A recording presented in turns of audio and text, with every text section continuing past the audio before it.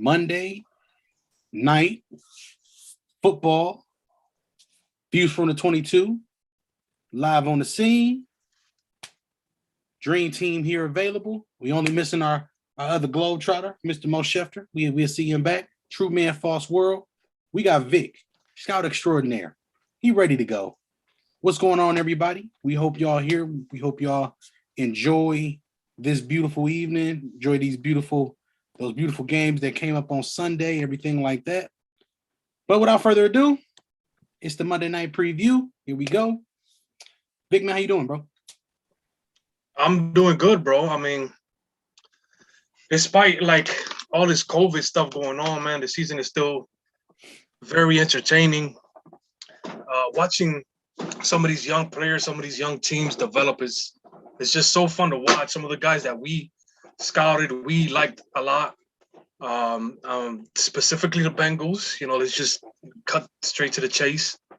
No pun intended there. You know what I mean? So, yeah, man, it's just I just read something literally a few minutes ago, bro, that 103 COVID cases and all of them are positive, or 97. So, you know, for the NFL. So apparently two UConn basketball teams, both the women and the men, shut down their programs for about a week for now. So I just hope we don't get to that again, bro.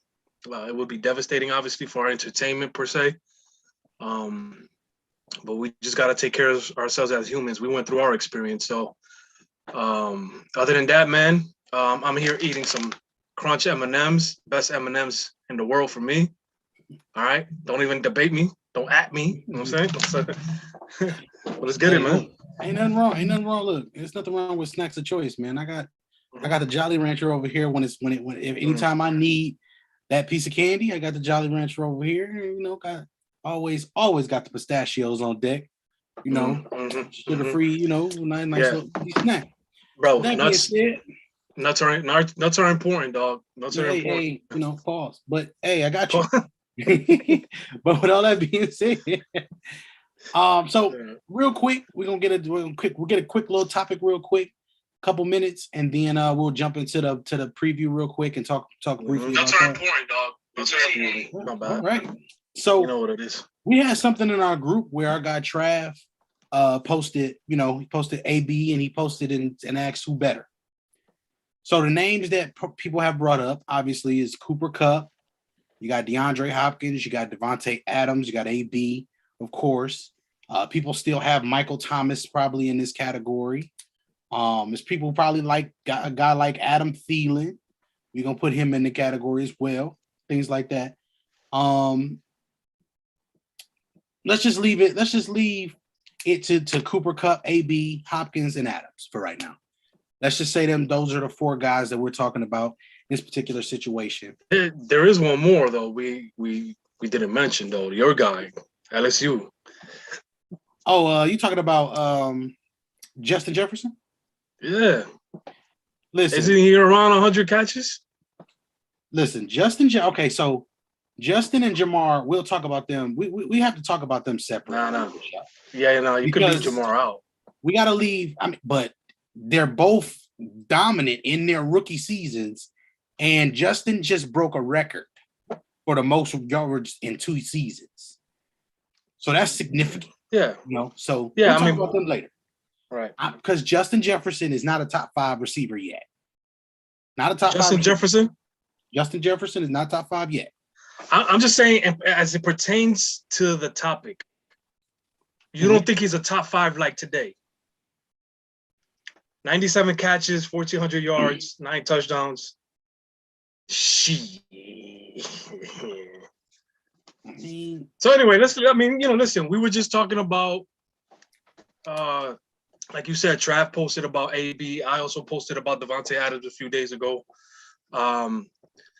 You know, where do people rank him and their you know, or what's his status right now in the league? This is a tough subject, man, because I know you want to get to AB. what he does when he's on the football field, when available, uh, fantastic stuff. So, Well, where we gonna start? It's real easy, right? So let's start like this. You got your X, which is your guy who lines up most of the time on your line of scrimmage. He's your bigger guy normally, Yeah. or whatever the case is. He's the guy who gets hit every play. You have your flanker or your Z. That's your guy who's the second guy, but he's the guy who typically plays off the line of scrimmage, right? And then Well, we have when it comes to the number one option for a team, it could be the Z or the X. So correct. it depends on the physicality and stuff like that. Yeah, so that's why I'm giving the positions so we understand all three of them. And then you have your slot guy, right? Now the slot guy is the guy who normally lines up in a position in which it's in the middle of tighter formations and your whatever the case is, a little bit tighter to the formation. Right. So he can line up in between he can line up between the flanker and the line of scrimmage, or the flanker and the tackle or tight end. He can line up between the X and the tight end. He can line up in between the X and the flanker, all in the trips. It could be wherever. So yeah, they'll basically be like in what you call a tight split, right? So you have the tight split, the numbers split if you're lined up on the numbers, and then the outside split. So the slot guy is going to be in the tight split. He's going to get more high percentage throws, high percentage targets, especially if you have one that's really good, like a Cooper Kupp and guys like that. Yeah. So out of Cooper Kupp, AB, Hopkins, and Adams, 3 of them are X's. 1 of them is more of a slot or a flanker. Kupp is the actual one that's more of a slot or a flanker. I don't think I want him being hit every play. No. Now, what I want him to get free releases, because he's not an exception. He's probably the slowest of the bunch. But what he does better than everybody but maybe AB is he knows how to use his feet to separate himself from other people. He does an exceptional job of using body positioning. Yep. So body positioning will be a slight little shoulder shimmy here or a shoulder shimmy here. He's like I said, he's saucy. He has all of those things that you look for in a receiver to help get open. He'll get open in ways in which you don't even need to use his hands. It'll just be from his feet, his legs, his body positioning, and he'll find a way to get open. Right, like head fakes. He could head fake this way when the route is coming this way. Kind of get people to bite. Odell is good at that.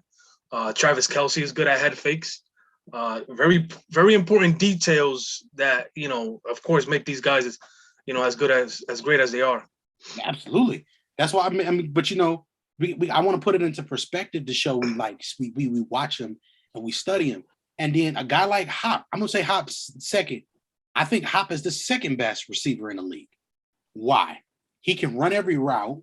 He's the biggest one out of the bunch at about 6'3", 6'4"-ish. But the thing about it is his body, he's never out of position, and he always has a knack for being able to position himself away from a DB or keep a DB away from him. Yep. Whether no matter what route he runs, you're going to notice that. The only guys that really get up in him are the smaller guys, like Xavier Howard, who can get into him and get up under him. Gilmore does a good job of staying on top of guys like that. And then, of course, Jalen is just sensational at just basically being physical and basically staying attached.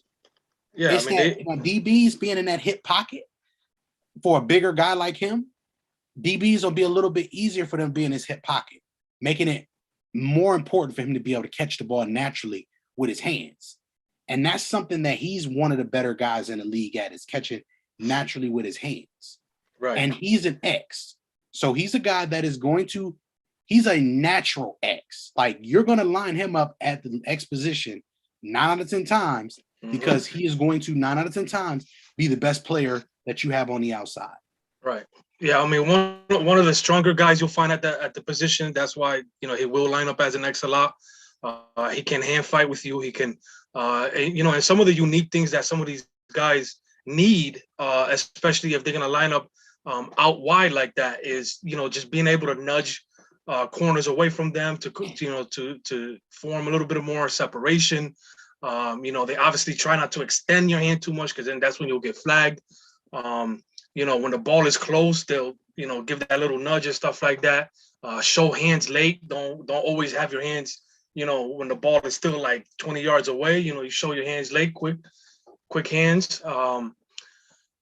His ability, him and AB are outstanding when it comes to those sideline catches as well. The body control for those guys is tremendous. Chad Johnson was famous for things like that. So yeah, I mean that Hopkins, even though he was hurt most of the year, might have one of the lower statistical years this year.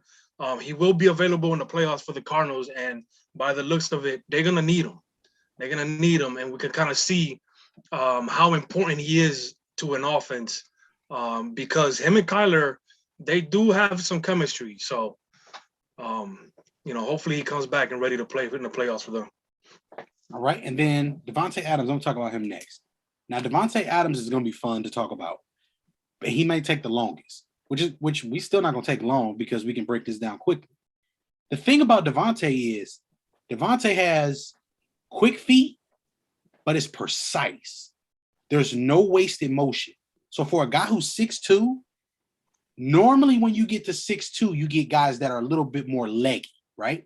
Leggy meaning, in the scouting term, leggy is saying that the guys are a little bit lankier with their steps, longer strides, stuff like that. So with Devonte being able to, his feet will be like this on a route. So because they do a lot of flat concepts and things like that with him. That's why he gets a lot. He gets about, we're going to say about 60% of his catches from flats. The rest of them is the rest of the route tree and things like that. But it's a 1-2, and then it's a out.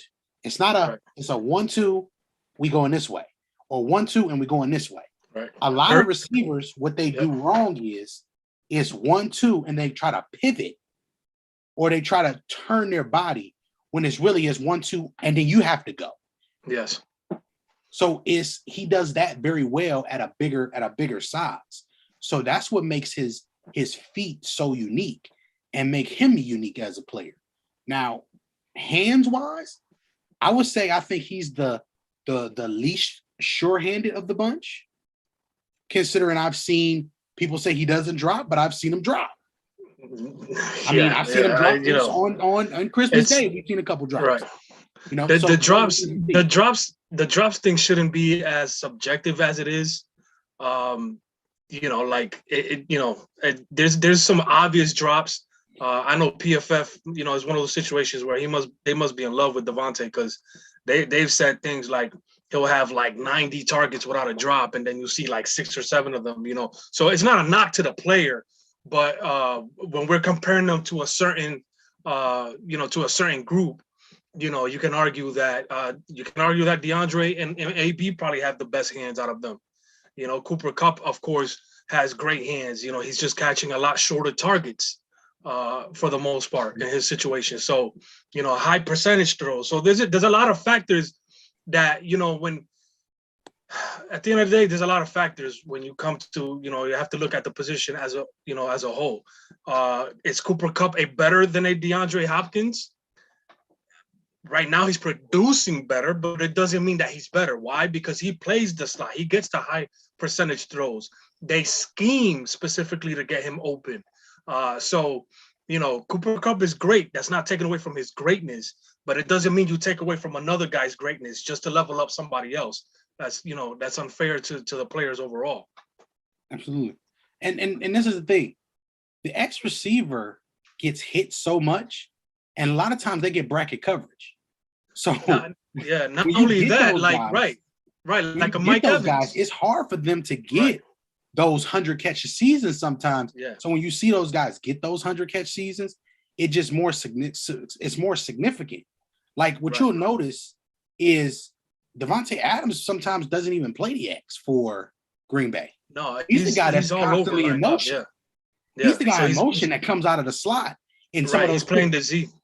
Yeah, so the Z is off the line of scrimmage, which means that he can go in motion. So the X cannot go in motion. Once the X is lined up, he cannot go in motion. The Z, it's 1 yard off of the line of scrimmage. He can move up and down the formation, and then of course the slot receiver as well.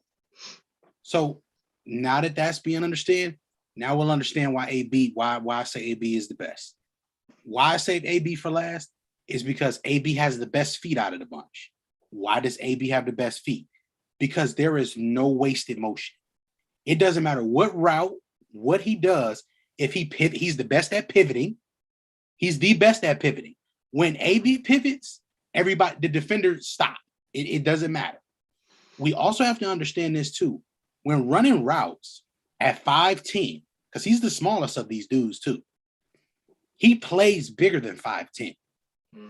I've seen him box out Jalen Ramsey with the late hands for big gains and things like that. He's and I'm not going to say that he's the best ball tracker because I think all of them track the ball well, and you can't really say that. But he's the most elite at everything when it comes down to route running, all of the things, hands. AB's hands also. I don't see AB having 3, 4, 5 drops in seasons. He doesn't really have a lot of drops. I wonder what his hand size probably is. The most sure-handed guy we've seen in a long time at this position. Right. Like, so don't let the numbers fool you with this dude. Like, his production and what he means to Tampa Bay, he's better than Mike Evans. And Mike Evans is a damn good player. And I agree with that. He's in this top 8, 9. You see what I'm saying? Yeah, I mean, because you can line them up. You know, you could even line up AB. And again, so the X receiver is somebody, right, that you want to be physical, that you want to be strong. But there's some that you can line up that are small that you can line up at the X, like an AB. You know, AB is just so quick with his feet, good with his hands, swim moves, any chops that he needs to do to get out of the press, that you can line him up at the X if you needed to. You know what I mean? So AB is just a well-rounded receiver. And like I was telling you before we went live, like, it's too bad that some of these seasons he was off because of certain situations, but we would be talking about a guy that would be, you know, going for the Marvin Harrison type of records and stuff like that, or records for the most catches in the season, because it's just, that's how phenomenal he is. Like, you can put him anywhere on the field. It's incredible. Shout out to KG though, real quick. I don't know if you meant Michael Thomas, but is that who he's referencing? Yeah, he talking about Michael Thomas. Yeah, because we had just talked about that just before going live too, because Michael Thomas is that guy that, you know, as big as he is, again, not to take away from his greatness, because he's a big dude, strong. His hands, I love that, you know, like I told you, John, he knew how to catch the ball away from his body, showed late hands and stuff like that. Probably one of the best receivers in the league when it comes to traffic, you know, catching the ball in traffic and stuff like that. But they used him a lot in the slot. They used him a lot in short area yard, routes and stuff like so situations and routes. So, you know, is he a receiver that can go deep? Is he a receiver that can win deep? Is he fast enough? Is he quick enough? Is he does he have the details for that? I haven't seen it. You know what I mean? So when you compare him to the Mike Evans or the DeAndre Hopkins or the ABs or the Cooper Cupps and stuff like that, you know, I'm gonna bring him down a notch. Again, he had a lot of things going great for him in that offense. And again, not taking care from his greatness. I already gave you the scouting report on the guy. I just haven't seen him do the things that, you know, the other receivers can do. Absolutely. So my only thing I'm gonna say about Mike Thomas before we move on is the things that you like about big guys that are 6'3" is guys that catch away from their body, like you just said. Being able to catch away from your body gives me a bigger catch radius as a quarterback. Yes.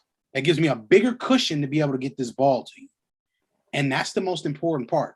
Body catchers give you a shorter radius because, again, when we got DBs like Xavier Howard, who are exceptional at being in your hip pocket, who Xavier Howard plays tonight in a couple minutes, those guys, you can't put it on the body because they'll intercept it or be able to deflect it. You need guys like that, especially against those smaller guys that have elite short area quickness. And elite short area quickness are a lot of your nickel corners excel. And that's why those nickel corners are so coveted in the league. But that'll be something else we'll get into another time. Yeah. But moving forward into this game tonight, as I just said, Xavier Howard, we got the Miami Dolphins. You know what I'm saying? At the end of the day, man, we have to talk about this from this perspective.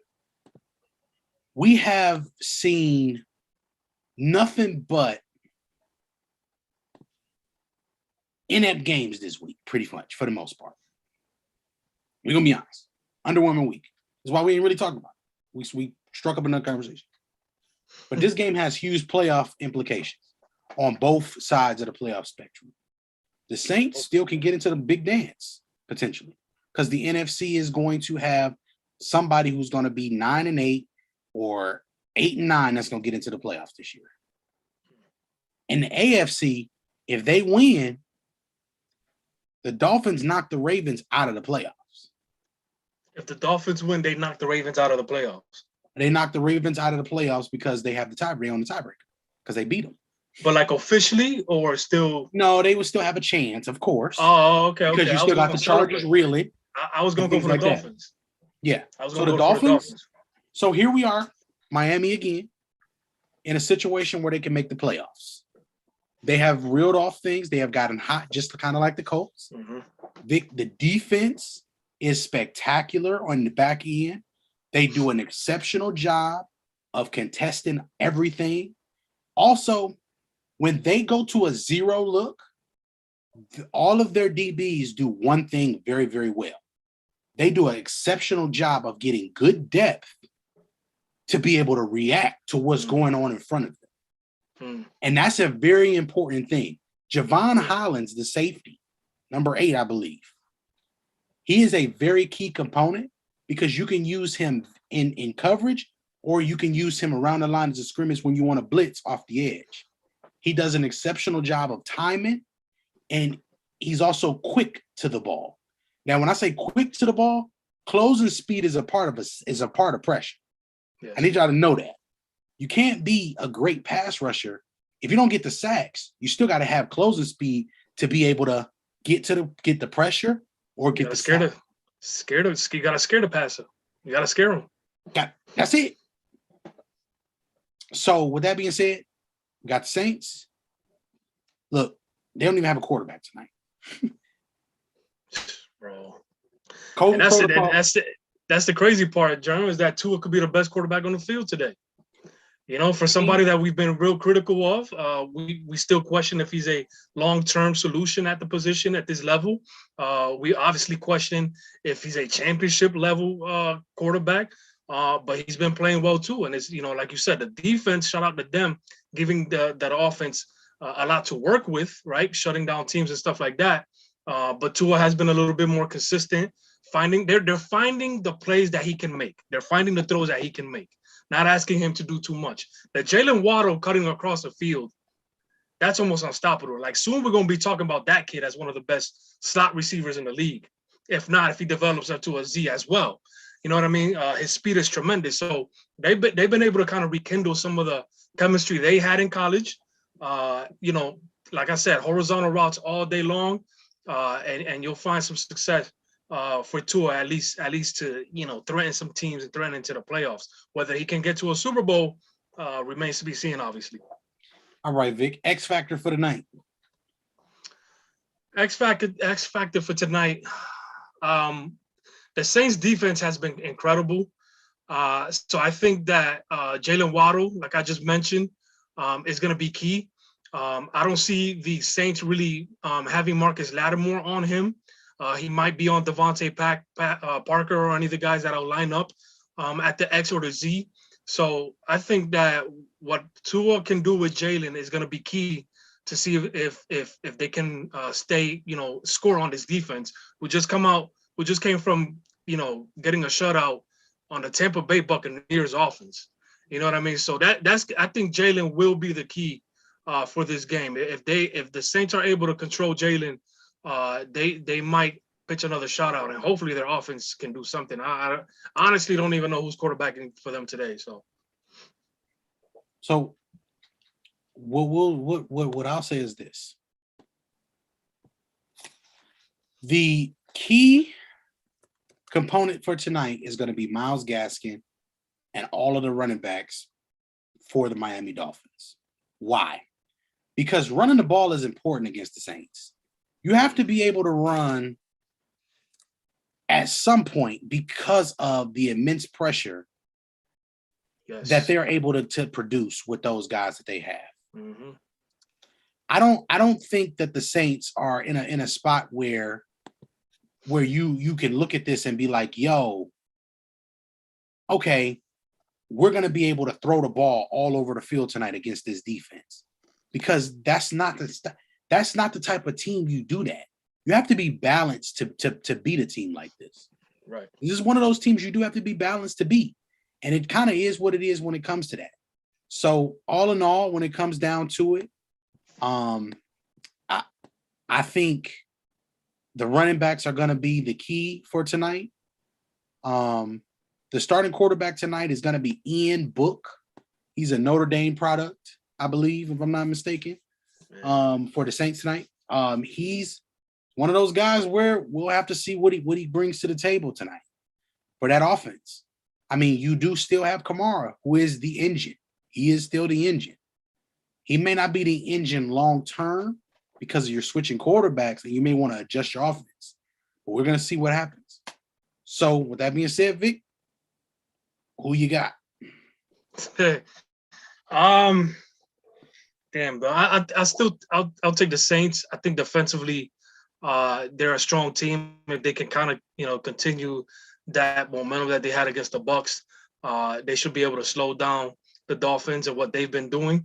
And then ultimately the running game, Kamara, Tony, I forget the kid's name, the backup Tony. I don't know if Mark Ingram is going to be available, but if they can, use the running game, they can definitely win this game. It's going to probably be a very low scoring game. I don't know, anywhere 16-13 Saints type of thing. I'm actually going to take the Dolphins tonight because the Dolphins have an opportunity to get themselves in the playoffs. Brian Flores. This is a good look for you to be able to get this team in the playoffs this year. COVID year, everything that you went through at the beginning, to finish strong like this, that'll be huge. We're talking about they were a 7-loss team and they've won 5 in a row. They were 2-7, dead in the water. They're 7-7. Opportunities are knocking right now. You're playing your best football at the best time, going into the fourth quarter or in the fourth quarter of the season. So give me the Dolphins tonight. Thanks for tuning in for everybody who will. If you run this back, make sure you run it back because we got a little education there for you for the receivers. We're gonna do more stuff this week. I hope you guys are tuned in. With all of that being said, Vic, Germ, Views from the 22, live on this team. Make sure you guys are subscribed, like, share, tell a friend, and we'll see you guys later this week.